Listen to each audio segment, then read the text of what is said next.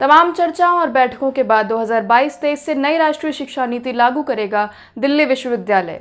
4 वर्षीय UG course की होगी शुरुआत। नमस्कार, मैं कृष्णा शुक्ला और आप देख रहे हैं एजुकेशन रिपोर्टर्स। शिक्षा जगत में इन दिनों एक मुद्दा जो सबसे ज्यादा चर्चा में है वो है राष्ट्रीय शिक्षा नीति NEP, नेशनल एजुकेशन पॉलिसी यानी राष्ट्रीय शिक्षा नीति के अंतर्गत विद्यालयी शिक्षा के साथ साथ उच्च शिक्षा को लेकर इसके सुझाव को लागू करने की प्रक्रिया विभिन्न शिक्षण संस्थानों द्वारा चलाई जा रही है।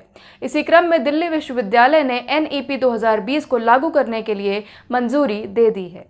DU की एग्जीक्यूटिव काउंसिल EC पर मंगलवार 31 अगस्त 2021 को हुई बैठक में NEP को शैक्षणिक सत्र 2022-23 से लागू करने को लेकर मंजूरी दे दी गई है। इस मंजूरी के साथ ही दिल्ली विश्वविद्यालय द्वारा प्रस्तावों के अनुसार वर्ष 2022 से 4 वर्षीय अंडर ग्रेजुएट कोर्स संचालित किया जाना तय किया गया है।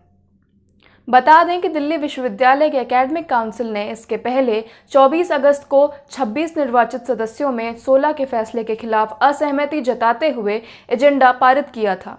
उन्होंने ये भी आरोप लगाया कि इस पर कोई चर्चा नहीं की गई और उन्हें केवल असहमति नोट जमा करने के लिए कहा गया था। पॉलिसी के इम्प्लीमेंटेशन से नाखुश EC के सदस्यों ने आपत्ति जताते हुए कहा कि इस पॉलिसी को लागू हो जाने के बाद शिक्षा का निजीकरण और व्यवसायीकरण हो जाएगा। इतना ही नहीं, उनका कहना है कि राष्ट्रीय शिक्षा नीति के लागू हो जाने पर देश की सबसे बड़ी पब्लिक फंडेड यूनिवर्सिटी तहस नहस हो जाएगी। उनका मानना है कि इससे यूनिवर्सिटी में शिक्षा की गुणवत्ता पर भी काफ़ी प्रभाव पड़ेगा। DU में NEP को लागू होने के विश्वविद्यालय काउंसिल की मंजूरी के बारे में बताते हुए रजिस्ट्रार विकास गुप्ता ने कहा कि राष्ट्रीय शिक्षा नीति को 2022-23 सत्र से लागू किया जाएगा।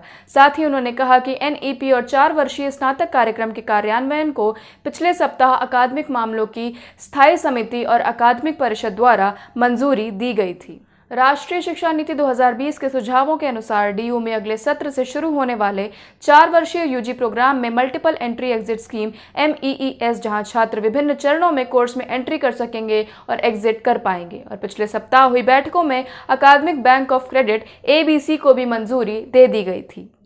EC, जो विश्वविद्यालय का सर्वोच्च निर्णय लेने वाला निकाय है, ने MEES और ABC को मंजूरी दे दी है। शिक्षा और रोजगार संबंधी सभी अपडेट्स को पाने के लिए हमारे साथ बने रहें और हमारा चैनल शेयर और सब्सक्राइब करना न भूलें। धन्यवाद।